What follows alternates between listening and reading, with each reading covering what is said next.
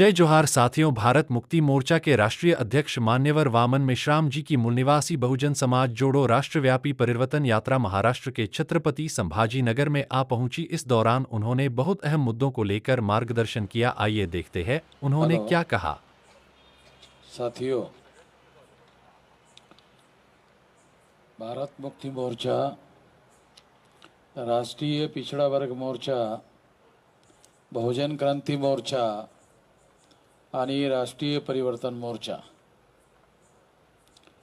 या तमाम संघटनांच्या माध्यमातून आज ईव्हीएम मशीनच्या संदर्भामध्ये कार्यक्रम आयोजित करण्यात आलेला आहे। तेव्हा ईव्हीएम मशीनच्या संदर्भामध्ये काही बाबी आपल्या समोर मांडणं आवश्यक आहे।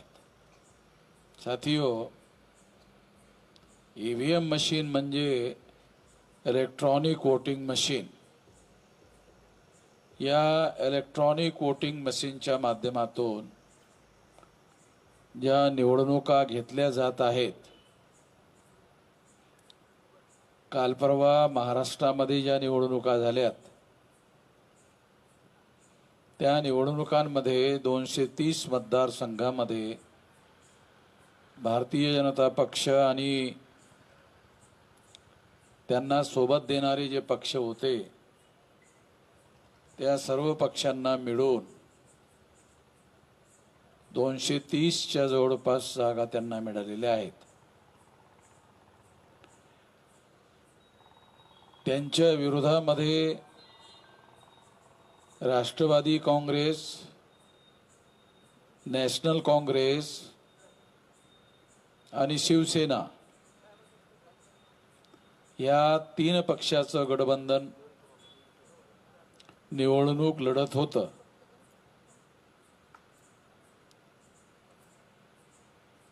तीन पक्षाचं गठबंधन असताना सुद्धा भारतीय जनता पक्षाला 230 मतदारसंघामध्ये गठबंधन सहित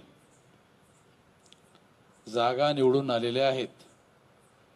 महाराष्ट्राच्या विधानसभेमध्ये 288 मतदारसंघ आहेत, म्हणजे 288 आमदार निवडून जातात। त्यापैकी 230 मतदारसंघामध्ये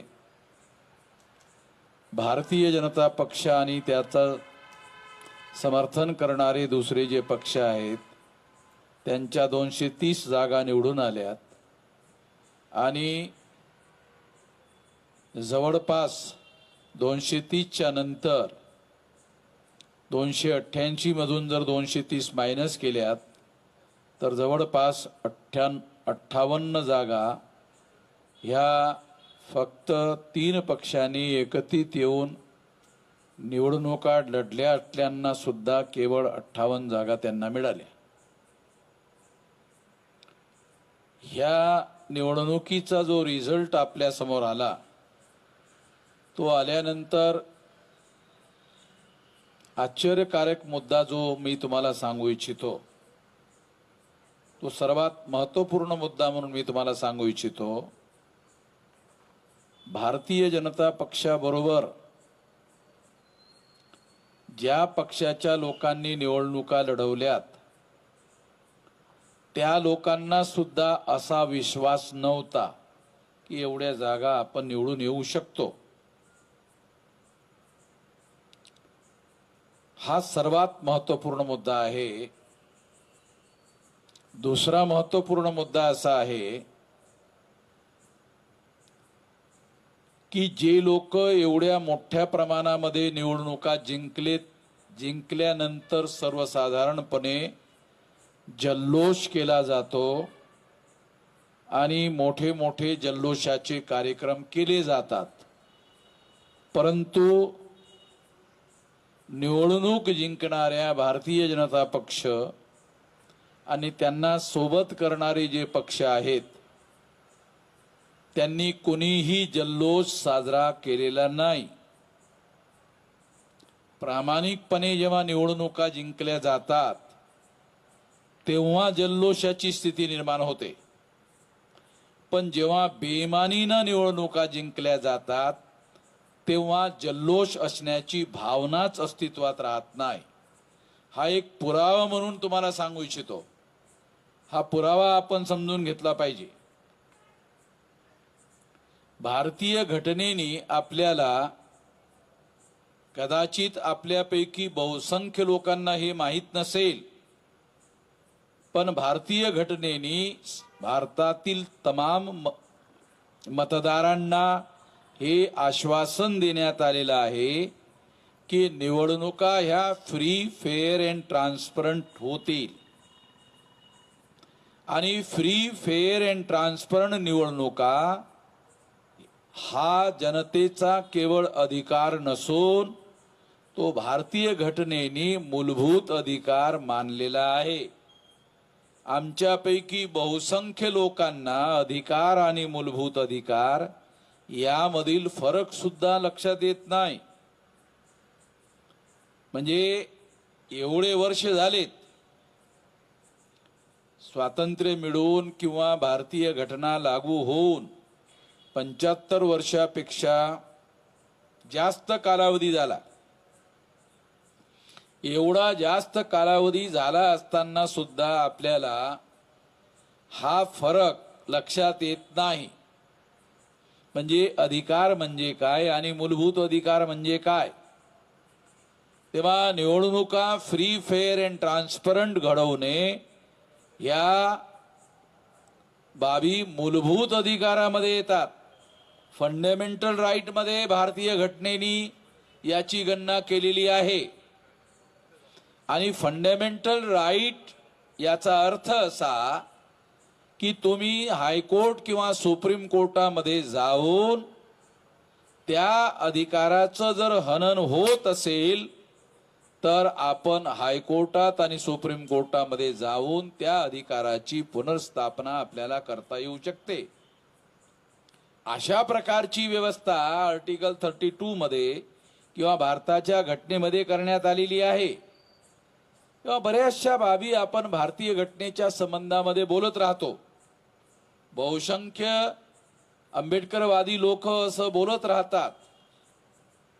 भारतीय घटनेच्या संबंधाने फार भावनिक होऊन आमचे लोक बोलत राहतात. परंतु बहुसंख्य लोकांनी भारतीय घटना बघितलेली नसते.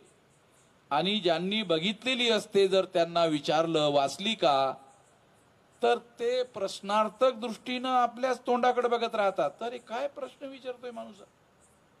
आपण जर त्यांना विचारलंय का हो घटना वाचली का, तर तो आपल्याच तोंडाकडे बघायला बघतो की हा काय प्रश्न विचारला जातोय. म्हणजे घटना वाचली पाहिजे का. कारण आपल्या लोकांना घटना वाचलीच पाहिजे. अधिकार आणि मूलभूत अधिकार याच्यामधील फरक वाटल्यानंतरच लक्षात येईल.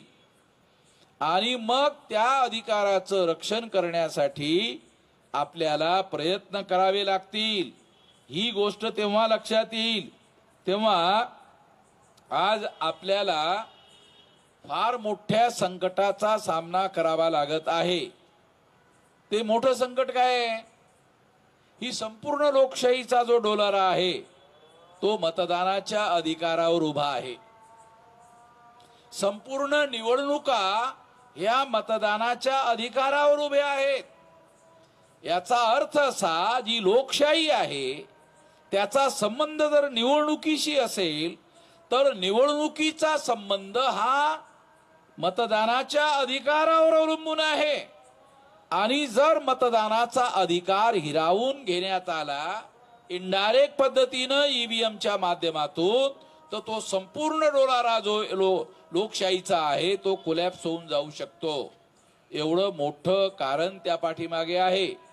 म्हणून मतदानाचा अधिकार हा फ्री, फेअर अँड ट्रान्सपरंट पद्धतीनंच व्हायला पाहिजे याची व्यवस्था मूलभूत अधिकारामध्ये करण्यात आलेली आहे. भारतीय घटनेच्या मूलभूत अधिकारामध्ये ही व्यवस्था आहे. जर हे मूलभूत अधिकार आपले सुरक्षित राहत नसतील तर आपलं कुठलेही अधिकार घटनेने दिलेले सुरक्षित राहू शकत नाहीत. म्हणून आपल्याला आपले मूलभूत अधिकार सुरक्षित ठेवण्यासाठी ही लढाई निश्चितपणे लढली पाहिजे. ईव्हीएम मशीनच्या माध्यमातून फ्री, फेअर अँड ट्रान्सपरंट निवडणुका होऊ शकत नाहीत. फ्री म्हणजे मुक्त निवडणुका, भ्रष्टाचार मुक्त निवडणुका होऊ शकत नाहीत. फेअर म्हणजे निष्पक्ष होऊ शकत नाहीत. ट्रान्सपरंट म्हणजे पारदर्शी होऊ शकत नाहीत.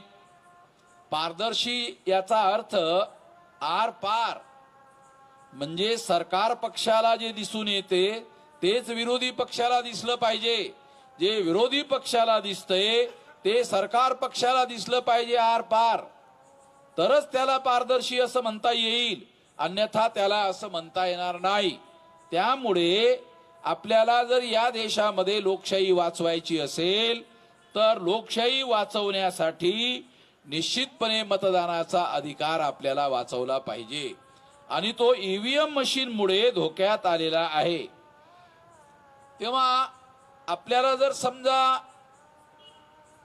लोकशाही वाचवायची असेल, घटना वाचवायची असेल, देश वाचवायचा असेल, तर त्यासाठी आपल्याला ईव्हीएम मशीनच्या माध्यमातून होणाऱ्या निवडणुका थांबवल्या पाहिजेत. कशा थांबवल्या जातील? तर पहिला मार्ग आहे, ईव्हीएम मशीनच्या माध्यमातून निवडणुका होतात त्या फ्री, फेअर अँड ट्रान्सपरंट होत नाहीत असं लोकांना कळलं पाहिजे. पहिल्यांदा कळलं पाहिजे की ह्या निवडणुका फ्री, फेअर अँड ट्रान्सपरंट होत नाहीत. कारण हे जर आपल्याला बदलवायचं असेल, बॅलेट पेपरवर निवडणुका घ्याव्या असं आपल्याला वाटत असेल, तर पहिल्यांदा ईव्हीएम मशीनच्या माध्यमातून फ्री, फेअर अँड ट्रान्सपरंट निवडणुका होऊ शकत नाहीत असं पहिल्यांदा आपल्याला वाटलं पाहिजे. पहिला मुद्दा. दुसरा मुद्दा, जर आपल्याला असं वाटतंय की फ्री, फेअर अँड ट्रान्सपरंट निवडणुका होत नाहीत, तर मग त्याच्या विरुद्ध संघटित प्रयत्न करणं आवश्यक आहे. जर आपल्याला बदल घडवून आणायचा असेल तर तो बदल संघटित प्रयत्नानेच घडवून आणता येऊ शकतो. आयसोलेशन मध्ये, एकट्यामध्ये जर तुम्ही काही प्रयत्न केला, म्हणजे एखाद्या व्यक्तीने एखाद्या बूथवर जाऊन ती मशीन फोडून टाकली, एखाद्या माणसाने एखादी मशीन फोडून टाकल्याने 15 लाख मशीन आहेत, 15 लाख बूथ आहेत. मग सरकार किंवा निवडणूक आयोग काय करते? तुम्ही फोडली, त्यांच्याजवळ दुसरी मशीन असते, लगेच लावतात ते. म्हणजे तुमचा हा जो खेळ आहे तो फेल करून टाकतात. त्यामुळे हा मशीन फोडणे हा जो भाग आहे, हा एखादी मशीन फोडण्यातून हा प्रश्न निकालात काढता येऊ शकत नाहीत. काही लोक असा प्रश्न करतात की मेश्राम साहेबांनी आम्ही मशीन फोडू असं म्हणाले होते, नंतर त्यांनी ही भूमिका का मागे घेतली असं काही लोक प्रश्न विचारतात. पण वामन मेश्रामला एकट्यानेच फोडायचे आहे का? वामन मेश्रामनी ही भूमिका ईव्हीएम मशीन फोडायची. अहो, कमीत कमी 15 लाख पैकी 1 लाख ईव्हीएम मशीन जर आपण फोडू शकत असलो तर त्याला काय अर्थ आहे? 15 लाख पैकी ईव्हीएम मशीन जर 1 लाख आपण फोडू शकत असलो तर तुमची नोंद घेतली जाऊ शकेल. आणि तुम्ही जर 2-4 मशीनी फोडल्या तर ते लगेच दुसऱ्या मशीन लावतात आणि तो इश्यू होत नाही. 1 लाख मशीन जर फोडल्यात तर तो राष्ट्रीय आणि आंतरराष्ट्रीय इश्यू बनतो. अमेरिकेमध्ये, युरोपमध्ये आणि जगातल्या सर्व प्रगत राष्ट्रांमध्ये ज्यांच्याकडे टेक्नॉलॉजी भारतापेक्षा फार मोठ्या प्रमाणामध्ये आहे, अमेरिकेजवळ भारतापेक्षा 1000 पट जास्त टेक्नॉलॉजी ऍडव्हान्स आहे. परंतु अमेरिकेमध्ये टेक्नॉलॉजीचा वापर करून निवडणुका होत नाहीत, ईव्हीएम मशीनवर निवडणुका होत नाहीत. अमेरिकेनी, जपाननी आणि जर्मनीनी ईव्हीएम मशीनचा शोध लावला. ईव्हीएम मशीनचा शोध भारताने नाही लावला, अमेरिकेनी, जपाननी आणि जर्मनीच्या लोकांनी लावलाय. परंतु ज्या देशाने ईव्हीएम मशीनचा शोध लावला त्या लोकांच्या माध्यमातून ईव्हीएम मशीनवर निवडणुका घेतल्या जात नाहीत, कारण त्यांचं असं मत आहे की ईव्हीएम मशीनच्या माध्यमातून फ्री, फेअर अँड ट्रान्सपरंट निवडणुका होऊ शकत नाहीत. मग भारतातील जो राज्यकर्ता वर्ग आहे त्यांनी ईव्हीएम मशीन, जगातील लोक त्याचा वापर करत नसताना भारतामध्ये का आणल्यात, हा खरा प्रश्न. का आणल्यात तर या देशाचा जो शासक वर्ग आहे 14 ऑगस्ट 1947 पर्यंत इंग्रज हा भारताचा शासक वर्ग होता. 15 ऑगस्ट 1947 पासून ब्राह्मण हा भारताचा शासक वर्ग झालेला आहे आणि तो अजूनही भारताचा शासक वर्ग आहे, ज्यांची संख्या 3.5% आहे. 3.5% मतांच्या आधारावर जर निवडणुका झाल्या तर ज्यांची मतं 3.5% आहेत त्यांचा ग्रामपंचायतीमध्ये सुद्धा एकही उमेदवार निवडून येऊ शकत नाही. तेव्हा ग्रामपंचायतीमध्ये जे लोक निवडणुका जिंकू शकत नाहीत 3.5% मताच्या आधारावर, ते ग्रामपंचायतीचा सरपंच सुद्धा बनवू शकत नाहीत. जे ग्रामपंचायतीचा सरपंच बनवू शकत नाहीत ते देशाचा प्रधानमंत्री नॉमिनेट करत आहेत. लक्षात घ्या, मी जो शब्द प्रयोग करतो, प्रधानमंत्री नरेंद्र मोदी हा नॉमिनेटेड प्राईम मिनिस्टर आहे. म्हणजे 3.5% ब्राह्मणांनी नरेंद्र मोदी नावाचा जो ओबीसी आहे त्याला नॉमिनेट केलेला आहे. नॉमिनेट हा इंग्रजी शब्द आहे, तो जर आपल्याला ट्रान्सलेट करून समजून घ्यायचा असेल तर नॉमिनेट म्हणजे नामधारी. आता उदाहरणार्थ, आता हा मुद्दा जर तुम्हाला समजावून सांगायचा असेल की नरेंद्र मोदी हे नामधारी प्रधानमंत्री आहेत, काही लोकांना काय वाटते, फार शक्तिशाली प्रधानमंत्री आहे हो नरेंद्र मोदी, फार शक्तिशाली आहे, वामन मिझराम नामधारी म्हणते. मग मला ती गोष्ट सांगावी लागेल ना, एव्हिडन्स देऊन सांगावं लागेल ना, पुरावा देऊन सांगावे लागेल. आता नरेंद्र मोदी ओबीसी आहे, ओबीसीची मोजणी तो करत नाही, ओबीसीच आहे आणि ओबीसीचीच मोजणी तो करत नाही आहे. हे नॅचरल नाही आहे, हे स्वाभाविक नाही आहे. ओबीसीच माणूस ओबीसीचीच मोजणी करायला विरोध कसा करू शकतो, करू शकत नाही. मग ज्या ब्राह्मणांनी त्याला नॉमिनेट केलेलं आहे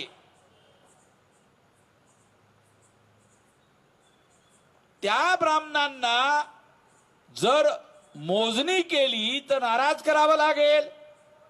मग नरेंद्र मोदी त्यांना नाराज करू शकत नाही. याचा अर्थ असा की त्या लोकांनी ज्यांना तो नाराज करू शकत नाही त्यांनी त्याला नॉमिनेट केलेलं आहे आणि त्यांनी त्याला नॉमिनेट केलं असल्यामुळे त्यांच्या विरुद्ध जाऊन नरेंद्र मोदी कुठलाही निर्णय घेऊ शकत नाही. हा त्याचा पुरावा आहे. अरे नरेंद्र मोदीच कुत्र्या मांजराची मोजणी करते की देशामध्ये किती जनावरं आहेत हे त्याला जर विचारलं तर ते सर्व रेकॉर्ड आहे. परंतु माणसाचं रेकॉर्ड मात्र ओबीसींची मोजणी करायला मात्र तो तयार नाही आहे. ओबीसीचाच प्रधानमंत्री ओबीसीच्याच विरोधामध्ये जाऊन निर्णय करतो. हा निर्णय स्वाभाविक असू शकत नाही, नॅचरल असू शकत नाही. मग तो निर्णय नॅचरल जर नसेल तर तो कुणाला खुश करण्यासाठी करतोय, तर तो 3.5% ब्राह्मणांना खुश करण्यासाठी करतोय. म्हणजे त्यांनी त्याला नॉमिनेट केलेलं आहे. यावरून ही बाब सिद्ध होते की नरेंद्र मोदी हा नॉमिनेटेड प्राईम मिनिस्टर आहे आणि नॉमिनेटेड प्राईम मिनिस्टर आहे ही जर गोष्ट चूक आहे तर मग नरेंद्र मोदींनी माझ्या विरोधामध्ये FIR करायला पाहिजे होता की मी खोटं बोलतोय म्हणून. खोटं बोलणे अपराध आहे. खोटं बोलणे हा कायद्याच्या भाषेमध्ये अपराध आहे. मग मी जर खोटं बोलत आहे तर माझ्या विरोधामध्ये FIR व्हायला पाहिजे होता. मी तर सार्वजनिक बोलतो साऱ्या देशामध्ये. दिल्लीमध्ये प्रधानमंत्री बसतात तिथं पण बोलतो, देशभरामध्ये बोलतो, उत्तर प्रदेशामध्ये त्यांचं सरकार आहे त्या ठिकाणी पण बोलतो, ज्या ज्या ठिकाणी बीजेपीचं सरकार आहे त्या ठिकाणी जाऊन सुद्धा बोलतो. गुजरातमध्ये त्यांनी मला जेलमध्ये टाकलं होतं. जेलमध्ये जाण्याला कोण भीतय वो? जेल में जाते जाते ही गांधी महान हो गया तो हम कौन से छोटे होने वाले हैं? जेल में जाने की हमें कोई डर नहीं है, भीति नहीं है. और इस तरह से जेल में जाने का हम लोगों को उल्टा फायदा ही होगा. रात के 3 बजे पुलिस वाले मेरे पास आए थे जहां जेल में था, और वो 3 बजे आकर मुझे पुलिस वालों ने क्या कहा, ये सरकार म्हणते ते तुम्हाला जेलमध्ये टाकायला नाही पाहिजे होतं का? नाही म्हणले तुमचे सारे देशभरातले लोक पोलीस चौकीजवळ जमा झालेत. आम्ही असं केलं नसतं तर जमा झाले नसते, आम्ही असं केल्यामुळे जमा झालेत. म्हणजे तुमच्या संघटनेमध्ये एक प्रकारचा जोश आला तुम्हाला जेलमध्ये टाकल्यामुळे. मग म्हणे आणखी टाका. मी म्हटलं आणखी टाका, मला काही जेलमध्ये जायला भीती नाही आहे, कारण या ठिकाणी आम्हाला नाश्ता जेवण आणि रात्रीचं जेवण आम्हाला मिळतेच. तिथे काय, तेव्हा लढाई लढण्यासाठी आणि अधिकार मिळवण्यासाठी जेलमध्ये जर जावं लागलं तर जेलमध्ये जाण्याची आम्हाला भीती वाटत नाही. तेव्हा ही लढाई आपल्याला लढावी लागेल. लढाई लढल्याशिवाय निश्चितपणे आपण आपले अधिकार मिळवू शकत नाहीत. पण ईव्हीएम मशीनमुळे काय होत आहे, ईव्हीएम मशीनमुळे आपल्या जो मतदानाचा अधिकार आहे तो मतदानाचा अधिकार हिरावून घेतला जातो. मतदानाच्या अधिकारावर आपण सरकार बदलवू शकतो. मतदानाच्या पूर्वी काय व्हायचं, सरकार बदलण्यासाठी रक्तपात व्हायचा, हत्यारांची लढाई व्हायची, खून खराबा व्हायचा, आणि एका दुसऱ्या पक्षाच्या माणसाला जिवंत मारून टाकलं जायचं, आणि त्याच्यानंतर शिल्लक राहिलेला माणूस राजा व्हायचा राजेशाहीमध्ये. मग त्या विरुद्ध लोकशाही आली. मग लोकशाहीमध्ये काय, लोकशाहीमध्ये शांतीपूर्ण पद्धतीने बदल घडवला जातो. शांतीपूर्ण पद्धतीने बदल घडवला जातो म्हणजे काय केलं जातो, उदाहरण म्हणून सांगतो तुम्हाला. तुम्ही जेव्हा मतदान करायला जाता तेव्हा मतदान करायला जात असताना तुम्ही काय करता, असं करता का? असं नाही करत ना. काय करताय, चल म्हणजे काय ताकद बिकत काय लावली जात नाही. परंतु पूर्वी राजाशाहीमध्ये फार मोठी शक्तीपणाला लावली जायची, रक्तपात व्हायचा, आणि मग जो जिंकतो तो राजा व्हायचा. लोकशाहीमध्ये अशा पद्धतीच्या ताकदीचा वापर केला जात नसून डोक्याचा वापर केला जातो. म्हणजे डोक्यामध्ये बदल घडवला जातो आणि नंतर मग तो सहज बटन दाबून अभिव्यक्त केला जातो, व्यक्त केला जातो, आणि मतमोजणीच्या आधारावर ठरवलं जाते की कुणाला बहुमत मिळालेलं आहे. त्या आधारावर सरकार बनवलं जाते. तेव्हा या लोकशाही पद्धतीच्या अवलंबनामुळे शांतीपूर्ण बदल घडवण्याची पद्धत विकसित करण्यात आलेली आहे. तेव्हा शांतीपूर्ण बदल घडवण्यासाठी आपल्याला काय करावं लागेल, आपण तर 100 मध्ये 85% लोक आहोत. मग 100 मध्ये जर 85 आपण लोक आहोत, मग आपल्या बाजूनं आपलं सरकार आपण का बनवू शकलो नाही, याचा कधी आपण विचार केला का? त्याचं काय कारण आहे? त्याचं सर्वात महत्वाचं कारण आहे की आपण एकतर बीजेपीच्या बाजूने मतदान करतो किंवा आपण काँग्रेसच्या बाजूने मतदान करतो. असं आपण का करतो? कारण त्यांनी संघटना निर्माण केलेल्या आहेत आणि त्या संघटना निवडणुकीमध्ये आपल्या समोर येतात. मग आपण काय करतो, काँग्रेस निवडायचं की बीजेपी निवडायचं, बीजेपी निवडायचं की काँग्रेस निवडायचं, यापैकी आपण निवडत राहतो. कारण आपलं कुठलंही संघटित शक्ती नाही आहे. आपली संघटित शक्ती राष्ट्रीय स्तरावर असली पाहिजे.